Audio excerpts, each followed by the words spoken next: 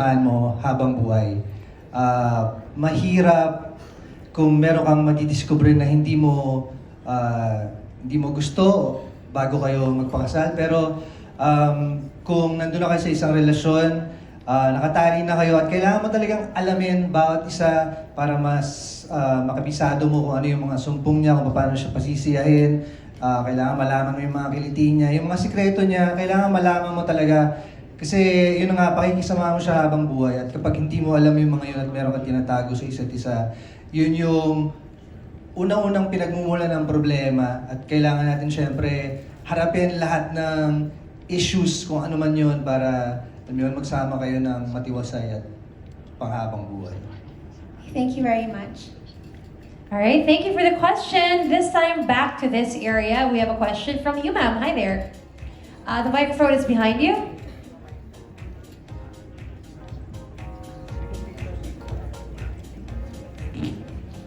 Good afternoon, everyone. I'm Trixie from Pinoy Screen and Stage. Yeah, so my question is, well, we know this is a light-hearted comedy, but yeah, merong medyo cheating involved. So my question is like, what are your views regarding cheating? Does it start when you actually do it, or this is merely thinking or desiring another person when you're in a relationship cheating? Yeah, anyone can Sino answer. Si ako na lang po, gusto niyo ako pong sasagot?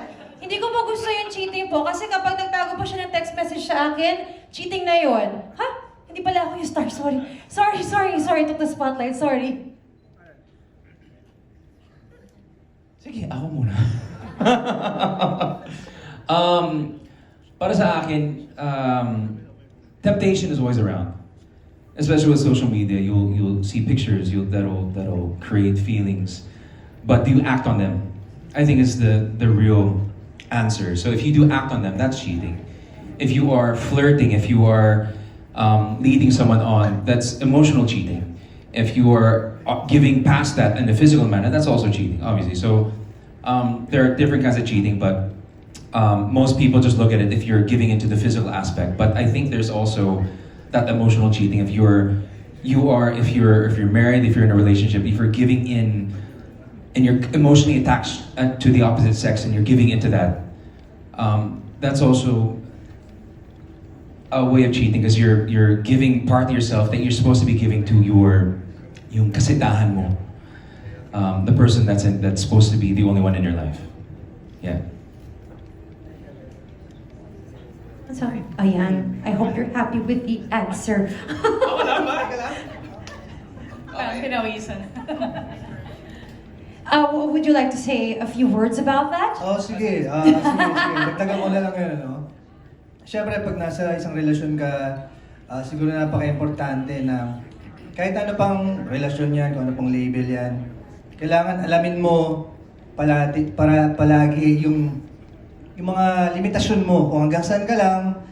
Dahil siyempre, kapag lumabas ka doon, lumagpas ka doon sa mga boundaries na yon, talagang magkakaroon ng problema. So alamin mo lang kung saan ka lulugar, umayos ka ng tama, at alamin mo muna yung mga consequences ng mga actions mo bago mo sila pag-isipang gawin talaga.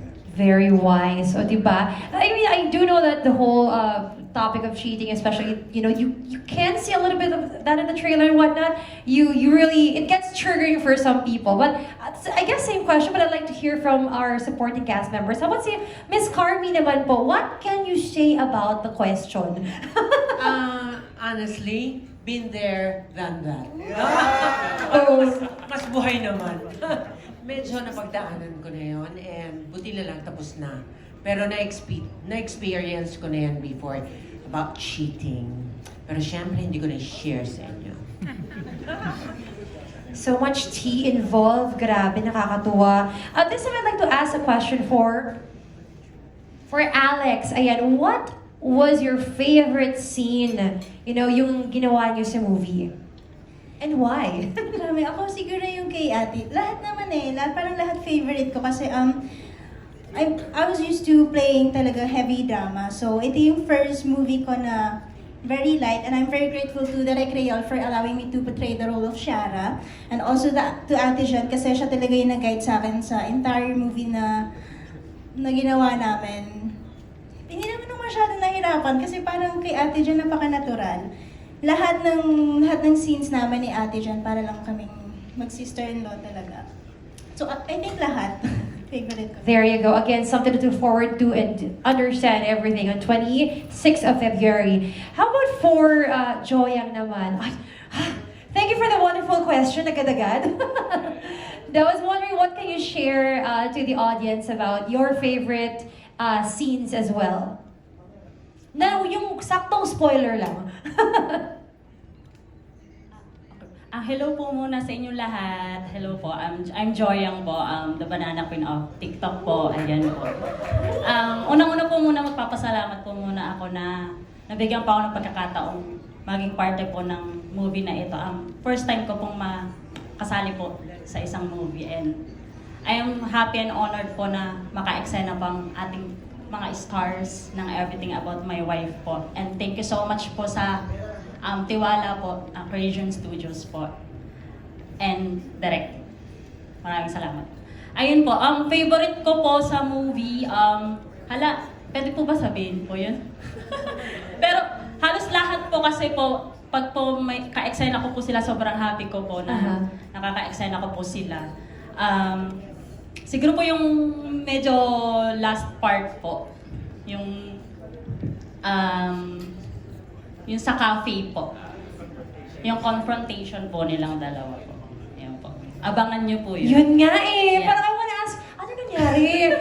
But then again, that's why the movie is there. That's why there's a movie Nasa premiere. trailer po siya eh. Oo, yung kanina, the last part, yung very dramatic. Oo. Nag-away kaya sila beforehand in real life? I don't know. Diba? So again, all these questions might be answered in the movie. But this time I have a question for Polo naman. Like, what do you think the audience would love about Everything About My Wife? Yes, first of all, hello guys. I'd like to acknowledge everyone here. Good afternoon po sa inyong lahat. Actually, this is my first press conference, so I'm kind of nervous. But yeah, thank you for that beautiful question.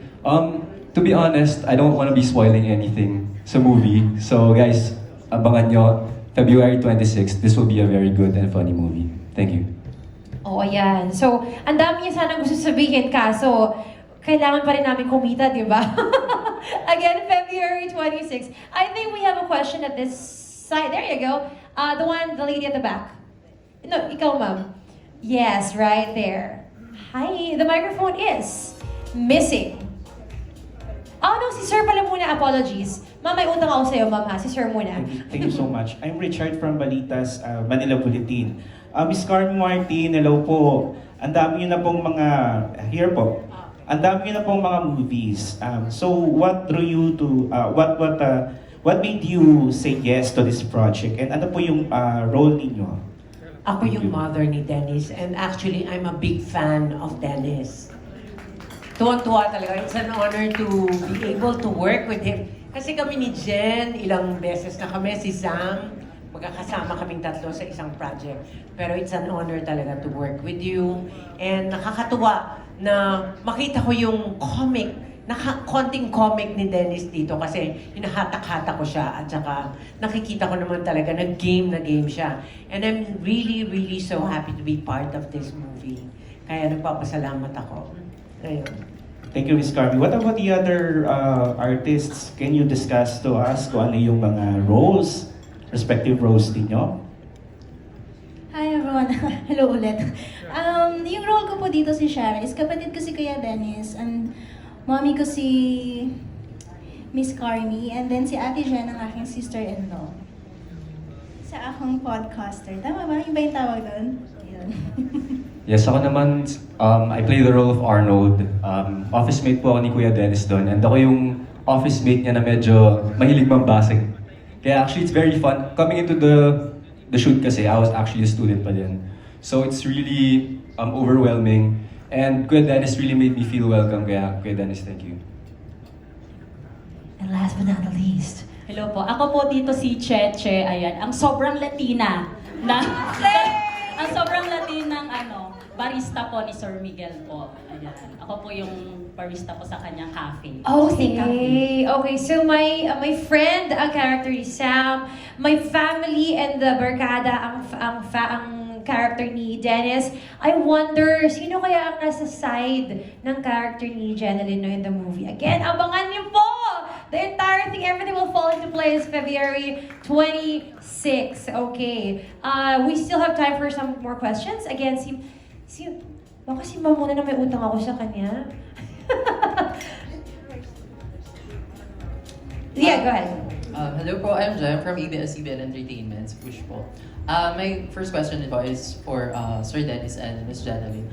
Both of you are really, really good actors po. So behind the scene ba, medyo critical kayo when it comes to pag-atake dun sa roles nyo? Nagtutulungan po, paano po yung rapport ninyo pagdating doon? Since sanay naman na kaming magkatrabaho, simula pa nung, kahit nung hindi pa kami mag-asawa, ano naman kami, hindi, maganda kasi yung tandem naming dalawa, pagka nasa set kami, pinag-uusapan muna namin yung bawat eksena. Paano ba namin to gagawin? Tapos open kami sa isa't isa kung meron kami mga suggestions. Ganon din si Dennis pagka may gusto siyang makita or pwede mo itong itry, ganon. Oo nga, no, hindi ko naisip yun yung mga ganon. So maganda yung collaboration naming dalawa pagdating sa trabaho kasi maganda yung kinakalabasan ng mga scenes. Ngayon kasi mas nakakapag-usap na kami, mas nakakapag-suggest ng mga atake na pwedeng gawin. Kumpara dati, kung ginawa ko yun, baka sabihin, kumpara nagmamaroon naman ito.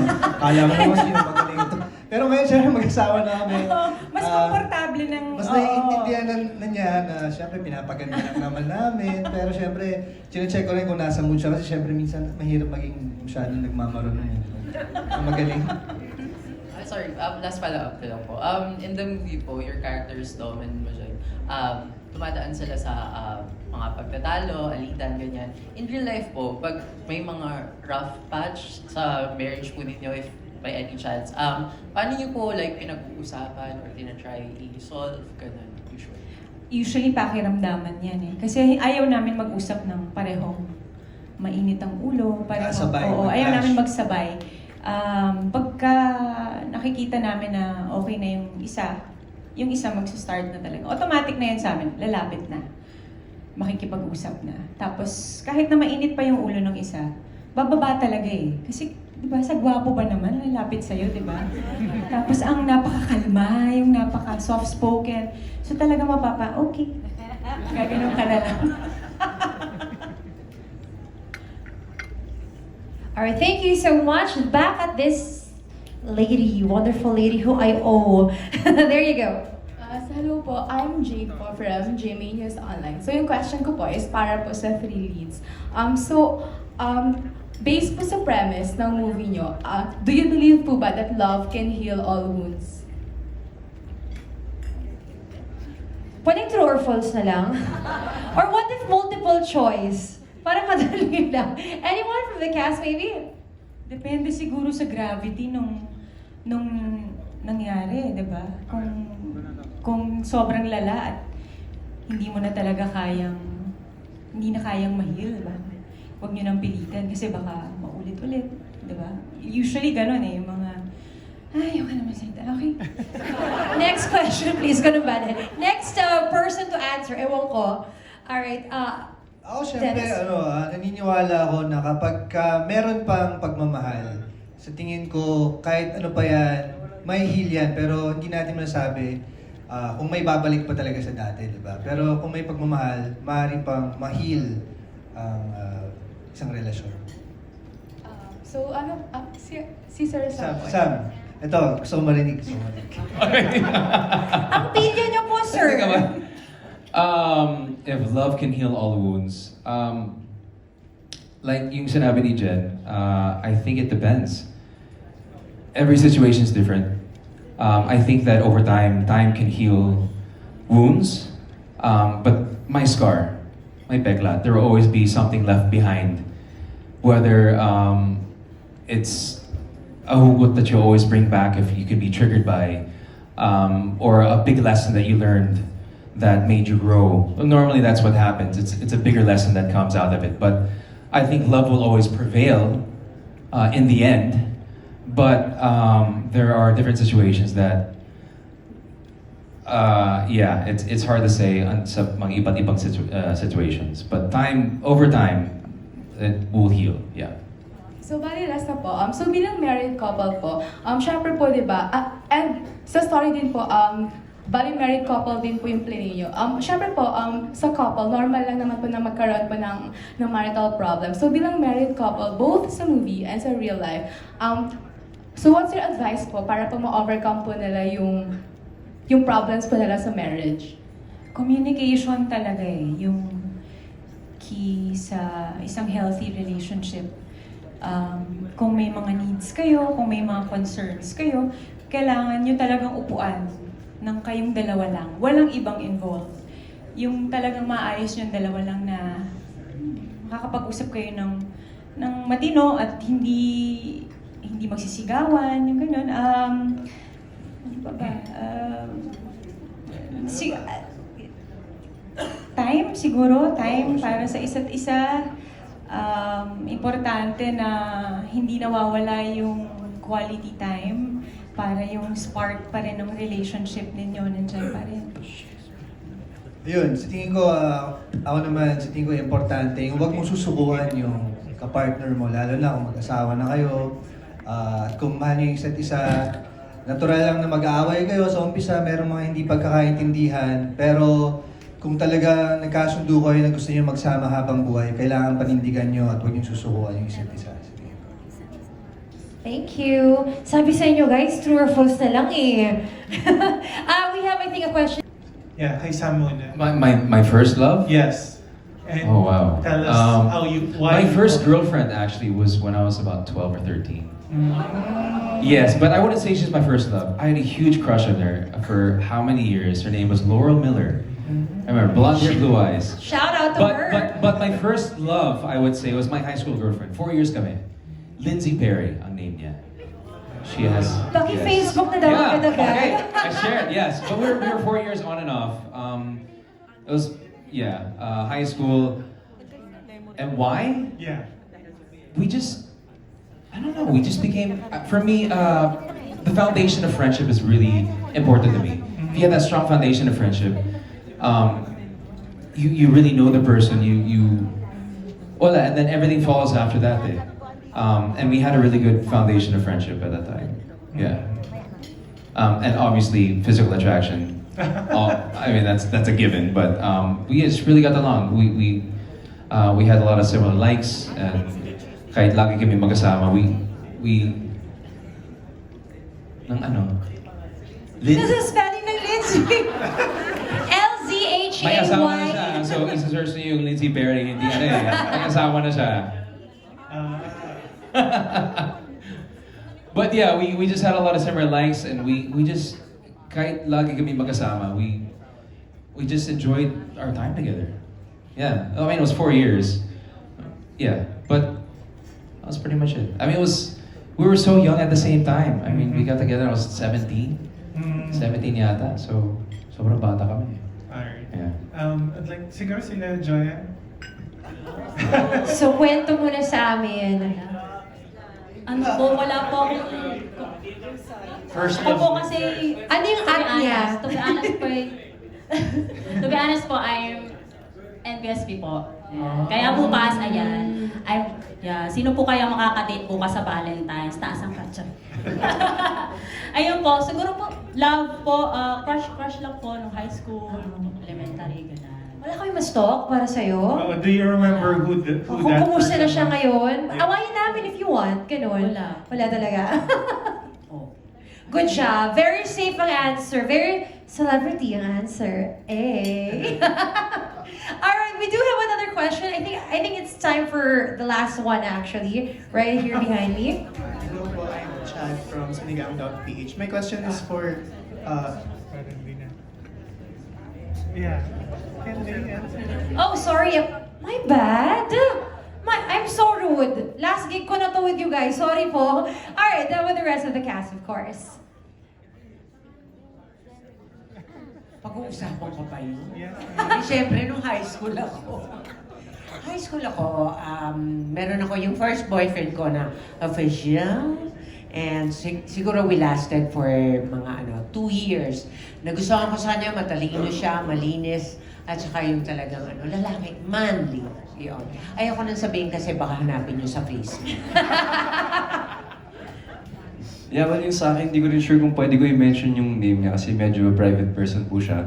Pero it was way back 2014 and it was the kind of love that was, a little bit obsessive, no? Yung medyo selfish kind of love na too much. Yung lagi mong inuuna yung sarili mo bago yung taong mahal mo. Siyempre, that matures through time and yeah, yun. Ay, Alex, akala mo? Alex, no, we're not done with you. Ate, sige, before we get to Alex, si Direk naman, baka you can also kwento. Hello, Direk! Direk. Kung hindi po, Direk, okay na rin kasi ikaw, you pay the bills. Okay, rule, we listen, we don't judge. Slay! Let's do that. Okay. I fell in love with a girl. And then, I discovered, meron kasing middle person who is who is a lesbian. And then, naging sila ng lesbian. That's the point na, hindi talaga ako pambabae. That was That it, was guys. quite a twist, ha? Please? Yes. So, That was a twist in the kwento. I thought so differently. Thank you. Thank you for the clarification. yeah. So, Yeah, sige. Then, yeah. Then next question na Sir, I'm sorry but my floor director is telling me otherwise. I'm just doing my job daw. And guys, sue me. I'm just doing my job. Alright, sige, ito na lang. Only if they want to splook for you guys. Would you want to splook? Would you want to share the kwento? Oo. Why they fell in love daw? Or how rather? Ano why they fell in love? Ba't ako na-in-love sa kanya? The how pala daw. So naglalakad kayo, it was in the rain, Intramuros Bridge or something. Don't know. I'm making things up here. Siguro yung pagpili ng isang tao na pakikisamahan mo, para sa akin, instinctive yan Mararamdaman mo talaga kung sino yung kasundo mo, hindi ko alam kung paano, pero pag nakikita mo siya, pag nakakatabi mo siya, pag nakakausap mo, mararamdaman mo na yun talaga yung tao na gusto mong pakisamahan ng matagal. So, ganun yung naramdaman ko kay Jen. Hindi agad-agad, pero slowly yung realization, pero sa tingin ko, yun yung pinaka-importante, yung ma-realize mo na ito talaga yung tao na yun. Jan. I like how Jen is just, yeah. And with that, I wrap. You know what? If you tell me to wrap up, I'm so good with that. Kailangan ko, kinikilig lang ako. Ayun pala yun! Huwag niyo ako pansinin. Guys, see that? Acting. Akala ko na lang kanina, you know what? Stoic lang ako dito. Deep down pala kinikilig si ate mo. Okay. Laban, ma'am.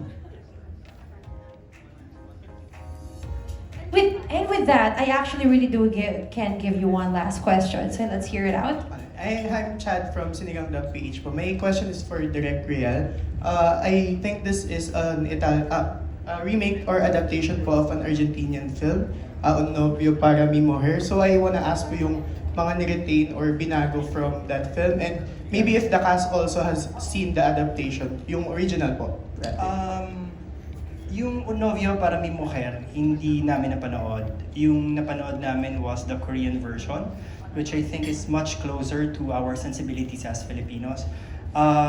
Definitely, yung main premise ng movie na what if may isang husband na punong-puno na doon sa asawa niya at gusto niyang makipaghiwalay pero hindi niya kaya. Mas yun lang yung focus nung story na ginawa natin sa Philippines. Kasi yung original, it's all about divorce. Siyempre, iba yung issue ng divorce. Wala naman tayo nun. It's, hanggang ngayon naman pinag-uusapan pa rin yan. But I think at the deep side of the story is really about commitment. So we focus on that in making the story.